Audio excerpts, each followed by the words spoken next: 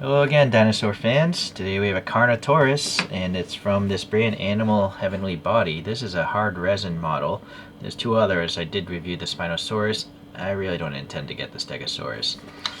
So there you go, some different views of them. There's the brand logo, I guess, and then I don't know what that says.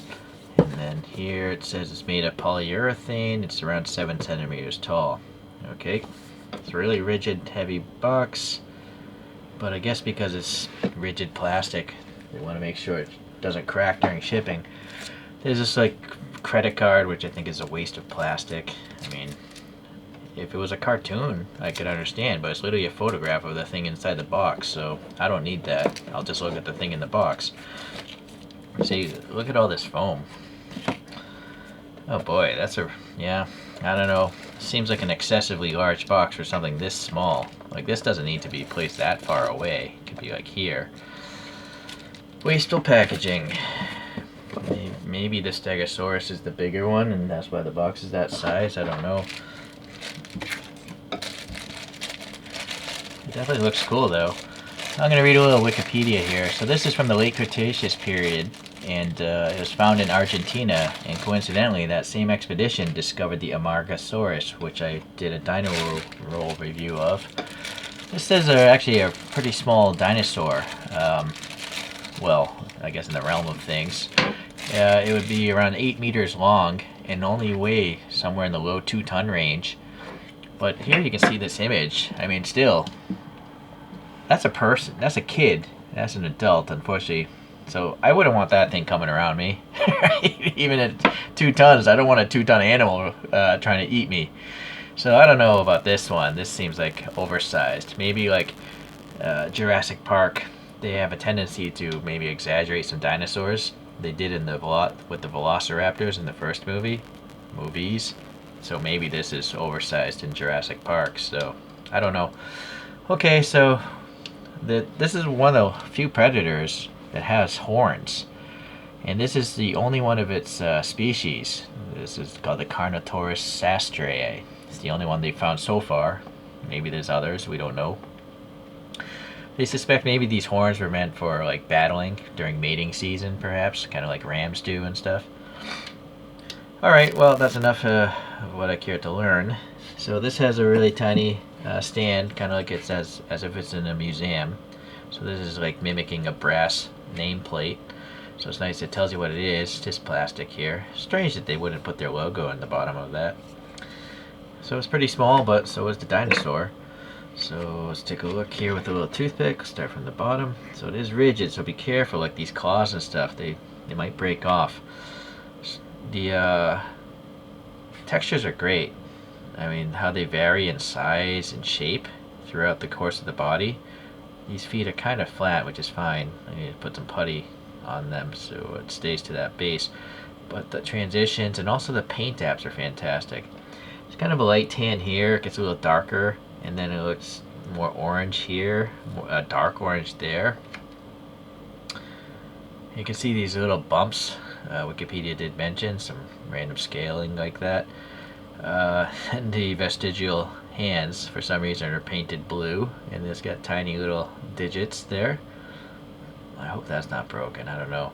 But the scaling here, really big around the fat stomach, and then they go more circular shape here. We have some wrinkles in the neck. And then, yeah, just look at all the color changing going on here. It's really neat. And then they printed on these black stripes with relatively sharp edges on top of this texture. It's quite amazing. Back of the hands are pretty smooth, like a dark orange, or maybe some would consider that brown. And then the teeth here, they're just kind of sticking out past the lower jaw, and they are kind of like an off-white, so there might be a paint wash over them. The little beady eye,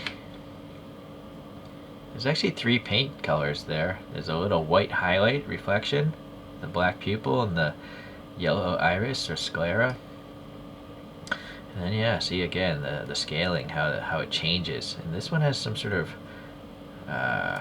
grooves there. This is the nostril. Unfortunately, there's no black paint there. It would have made sense to either make that nostril a lot deeper or put some paint in there.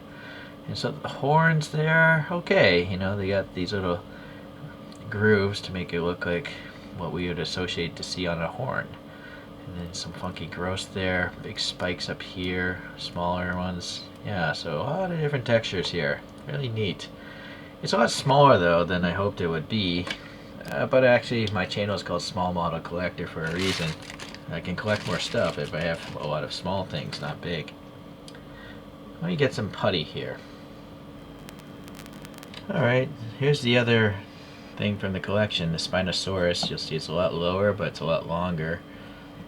It's this was the largest land predator I think man has known. So this is from the recent Dinosaur release. And this is a softer, like a soft, well, it's not soft, but it's the somewhat flexible PVC that I associate with toys, toy figures that is, art toys and the like. And it's just as funny, just looking down, but it's actually a bigger toy. It's quite interesting. And I do like how they changed the color a bit. But this one, neither of these have like a peg hole. This one does have a peg hole. I still have poster putty on all three of them. And then this is a dino roll. It's got this little skeleton on the bottom. And then this is the Amargasaurus, which has two double rows of spikes there on the neck. But this is an herbivore, so I would have to assume any one of these other three would have been taking a chunk out of that thing at some point in time. So dino rolls are, you know, toony as well, but just a different style. They all have these like marble-like eyes, and they're always on these spheres, it seems, because they're rolling something, I guess. I don't know. But they're actually not too far off in scaling. Styling's a little bit different, but okay, well, that's what we have going there. So if you don't want to pay a lot of money for this, because this is out of production, this is a relatively recent release. I think this wave came out in 2024, so you can still pick these up. Look in my video. I think I have a sales link if you want to pick some of these up. Let me get this spin coaster here. So it's a funny looking dinosaur. As to why I think it's like just looking straight up in the sky, I have no idea.